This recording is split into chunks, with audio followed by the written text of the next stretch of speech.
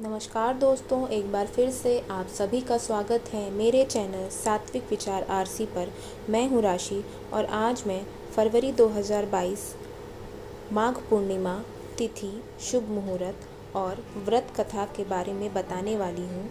इस बार माघ पूर्णिमा 16 फरवरी दिन बुधवार को है, जो कि 15 फरवरी रात में 9:42 से शुरू होकर 16 फरवरी 10:25 पर रात में समाप्त हो रहा है।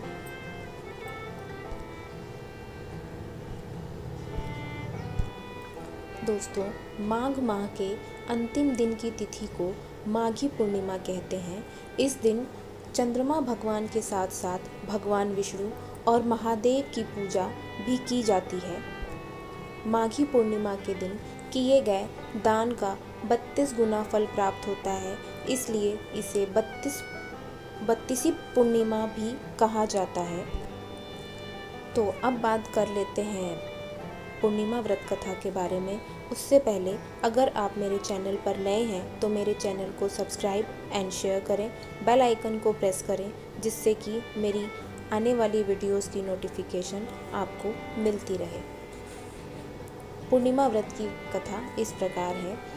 एक समय की बात है, द्वापर युग में यशोदा जी ने कृष्ण भगवान से कहा, हे कृष्ण, तुम सारे संसार के उत्पन्न करता, पोषक तथा उसके संहार करता हो।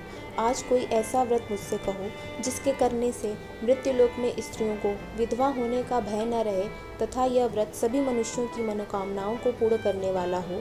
श्री कृष्ण कहने लगे, हे माता, तुमने अति सुंदर प्रश्न किया है। मैं तुमसे ऐसे ही व्रत को सविस्तार कहता हूँ। सौभाग्य की प्राप्ति के लिए स्त्रियों को 32 पूर्णमासियों का व्रत करना चाहिए। इस व्रत के करने से स्त्रियों को सौभाग्य संपत्ति मिलती है। यह व्रत अचल सौभाग्य देने वाला एवं भगवान शंकर के प्रति मनुष्य मात्र की भक्ति को बढ़ाने वाला है। यशोदा जी कहने लगी, हे कृष्ण, सर्वप्रथम इस व्रत को मृत्युलोक में किसने किया था, इसके विषय में विस्तार पूर्वक मुझसे कहो। श्री कृष्ण जी कहने लगे, इस भूमंडल पर एक अत्यंत प्रसिद्ध राजा चंद्रहास से पालित अनेक प्रकार के रत्नों से परिपूर्ण कतिका नाम की एक नगरी थी। वहाँ पर धनेश्वर नाम का एक ब्राह्मण था और उसकी स्त्री अति सुशीला रूपवती थी। दोनों ही उस नगरी में बड़े प्रेम के साथ रहते थे। घर में धन धान्य आदि की कमी नहीं थी। उनको एक बड़ा दुख था कि उनके कोई संतान नहीं थी। इस दुख से वह अत्यंत दुखी रहते थे। एक समय एक बड़ा तपस्वी योगी उस नगरी में आ गया। वह योगी उस ब्राह्मण के घर को छोड़कर अन्य सब घरों से भिक्षा लाकर भोजन किया करता था। रूपवती से वह भिक्षा नहीं लिया करता था। उस योगी ने एक दिन रूपवती से भिक्षा न लेकर किसी अन्य घर से भिक्षा लेकर गंगा किनारे जाकर भिक्षान को प्रेम पूर्वक खा रहा था कि धनेश्वर ने योगी का यह सब कार्य किसी प्रकार से देख लिया। अपनी भिक्षा के अनादर से दुखी होकर धनेश्वर योगी से बोला, महात्मन, आप सब घरों से भिक्षा लेते हैं परंतु मेरे घर की भिक्षा कभी नहीं लेते, इसका कारण क्या है? योगी कहने लगा कि निपुत्र के घर की भीख पतितों के अन्न के तुल्य होती है और जो पतितों का अन्न खाता है वह भी पतित हो जाता है। चूँकि तुम निपते हो, अतः पतित हो जाने के भय से मैं तुम्हारे घर की भिक्षा नहीं लेता हूँ। धनेश्वर की यह बात सुनकर अपने मन में बहुत दुखी हुआ और हाथ जोड़कर योगी के पैरों में गिर पड़ा और आर्तभाव से कहने लगा, हे महाराज, यदि ऐसा है तो आप मुझको पुत्र प्राप्ति का उपाय बताइए। आप सर्वज्ञ हैं, मुझ पर अवश्य ही यह कृपा कीजिए। धन की मेरे घर में कोई कमी नहीं, परंतु मैं पुत्र न होने के कारण अत्यंत दुखी हूँ। आप मेरे इस दुख का हरण करें, आप सामर्थ्यवान हैं। यह सुनकर योगी कहने लगा, हे ब्राह्मण, तुम चंडी की आराधना करो। घर आकर उसने अपनी स्त्री से सब वृत्तांत कहा और स्वयं तप के निमित्त वन में चला गया। वन में जाकर उसने चंडी की उपासना की और उपवास किया। चंडी ने 16वें दिन उसको स्वप्न में दर्शन दिया और कहा, हे धनेश्वर, जा तेरे पुत्र होगा। परंतु वह 16 वर्ष की आयु में ही मृत्यु को प्राप्त हो जाएगा। यदि तुम दोनों स्त्री पुरुष 32 पूर्णमासियों का व्रत विधि पूर्वक करोगे तो वह दीर्घायु हो जाएगा।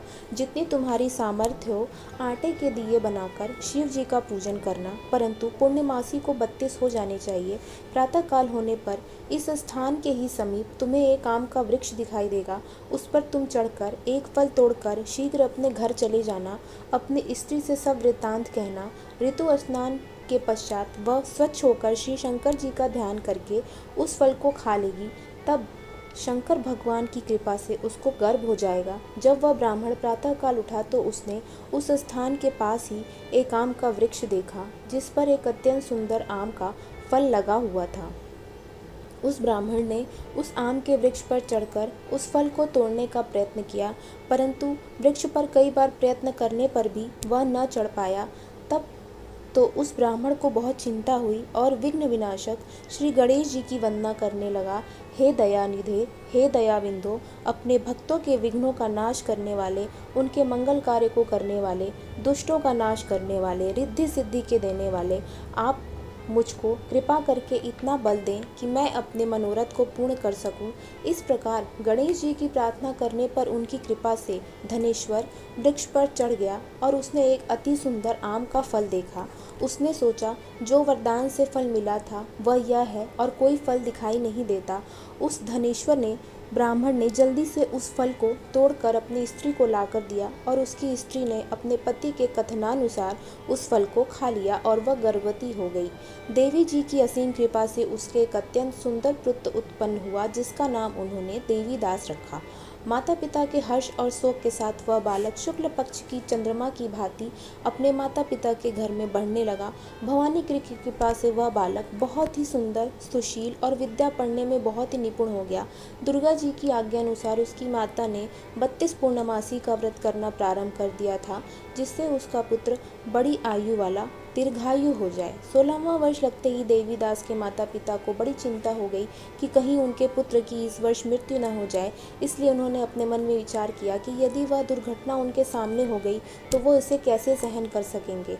अस्तु, उन्होंने देवीदास के मामा को बुलाया और कहा कि हमारी इच्छा है कि आप देवीदास 1 वर्ष तक काशी में जाकर विद्या अध्ययन करे और उसको अकेला भी नहीं छोड़ना चाहते, इसलिए साथ में तुम चले जाओ और 1 वर्ष के पश्चात इसको वापस लौटा लाना।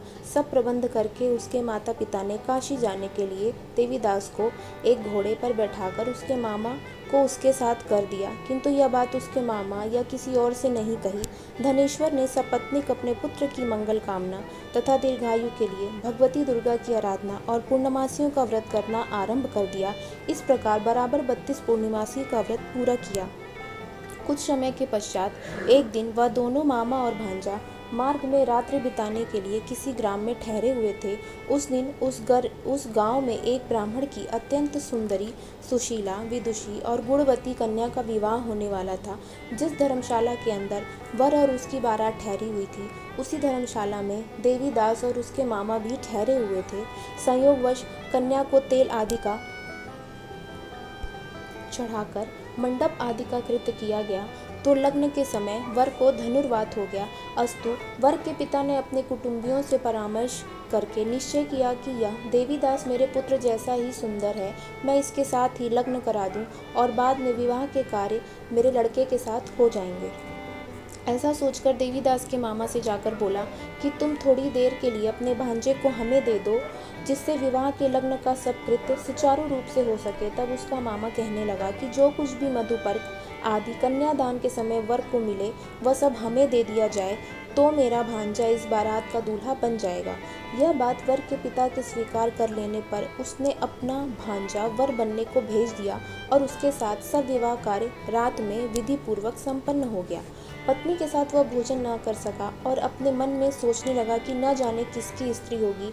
वह एकांत में इसी सोच में गर्म निश्वास छोड़ने लगा तथा उसकी आंखों में आंसू भी आ गए।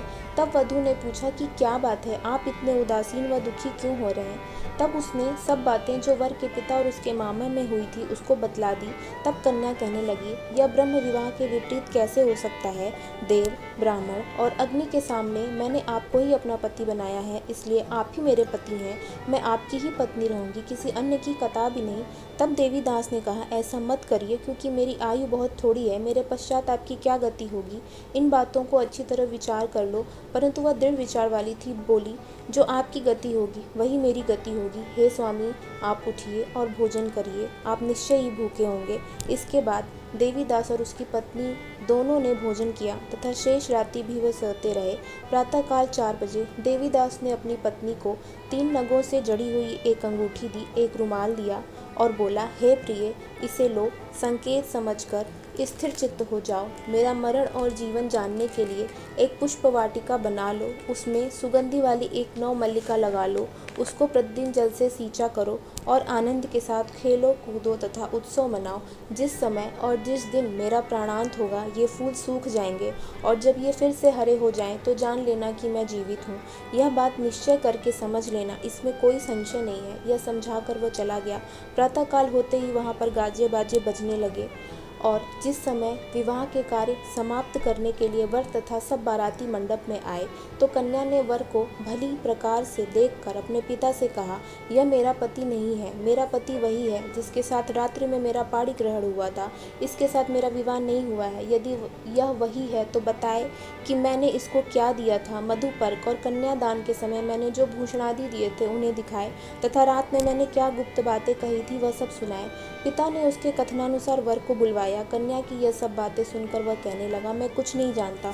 इसके पश्चात लज्जित होकर वह अपना समूह लेकर चला गया, और सारी बारात भी अपमानित होकर वहां से लौट गई। भगवान श्री कृष्ण बोले, हे माता, इस प्रकार देवीदास काशी विद्या अध्ययन के लिए चला गया। जब कुछ समय व्यतीत हो गया तो काल से प्रेरित होकर एक सर्प रात्रि के समय उसको डसने के लिए वहां पर आया। उस विषधर के प्रभाव से उसके शयन का स्थान चारों ओर से विष की ज्वाला से विषैला हो गया, परंतु व्रतराज के प्रभाव से उसको काटने न पाया, क्योंकि पहले ही उसकी माता ने 32 पूर्णिमा का व्रत कर रखा था। इसके बाद मध्याह्न के समय स्वयं काल वहां आ गया और उसके शरीर से उसके प्राणों को निकालने का प्रयत्न करने लगा, जिससे वह मूर्छित होकर पृथ्वी पर गिर पड़ा। भगवान की कृपा से उसी समय पार्वती जी के साथ श्री शंकर जी वहां पर आ गए। उसको मूर्छित दशा में देखकर पार्वती जी ने भगवान शिव जी से प्रार्थना की कि महाराज, इस बालक की माता ने पहले ही 32 पूर्णिमा का व्रत किया था, जिसके प्रभाव से हे भगवान आप इसको प्राणदान दें। भवानी के कहने पर भक्तवत्सल भगवान श्री शिव जी ने उसको प्राणदान दे दिया। इस व्रत के प्रभाव से ही काल को छोड़ देना पड़ा और वह स्वस्थ होकर बैठ गया। उधर उसकी स्त्री उसके काल की प्रतीक्षा किया करती थी। जब उसने देखा कि उस पुष्प वाटिका में पत्र पुष्प कुछ भी नहीं हो रहे, तो उसको अत्यंत आश्चर्य हुआ, और जब वह फिर से हरी भरी हो गई तो वह जान गई कि वह जीवित हो गए। यह देखकर वह बहुत प्रसन्न मन से अपने पिता से कहने लगी कि पिताजी, मेरे पति जीवित हैं, आप उनको ढूंढिए। जब 16वां वर्ष व्यतीत हो गया तो देवीदास भी अपने मामा के साथ काशी से चल दिया। इधर उसके ससुर उसको ढूंढने के लिए अपने घर से जाने ही वाले थे कि वह दोनों मामा भांजे वहां पर आ गए। उसको आया देखकर उसका ससुर बड़ी प्रसन्नता से अपने साथ अपने घर में ले आया। उस समय नगर के निवासी भी वहां इकट्ठा हो गए और सबने निश्चय किया कि अवश्य ही इसी बालक के साथ इस कन्या का विवाह हुआ था।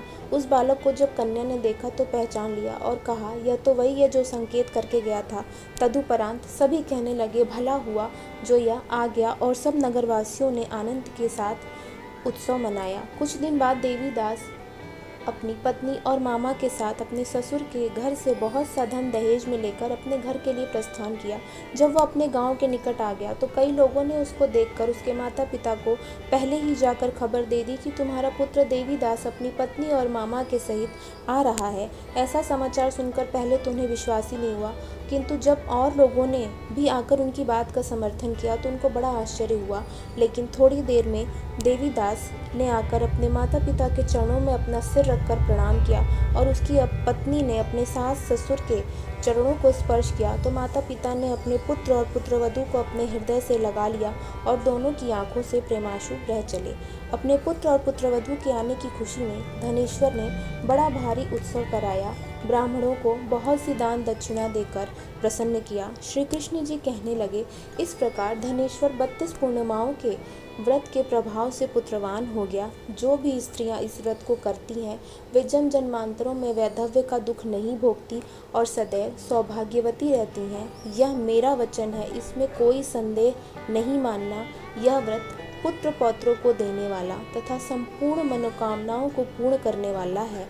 32 पूर्णिमाओं के व्रत के करने से व्रती की सभी इच्छाएं भगवान शिव जी की कृपा से पूर्ण हो जाती हैं। इस प्रकार से ये पूर्णिमा व्रत कथा यहीं पर समाप्त होती है। इस वीडियो में अंत तक बने रहने के लिए आप सबका बहुत बहुत धन्यवाद। दोस्तों, मेरी ये वीडियो आपको अच्छी लगी हो तो मेरी वीडियो को लाइक एंड शेयर करें। मैं मिलती हूँ आपसे अपनी अगली वीडियो में एक नई कहानी के साथ। तब तक के लिए आप सब अपना बहुत सारा ख्याल रखें, स्वस्थ रहें, खुश रहें। नमस्कार।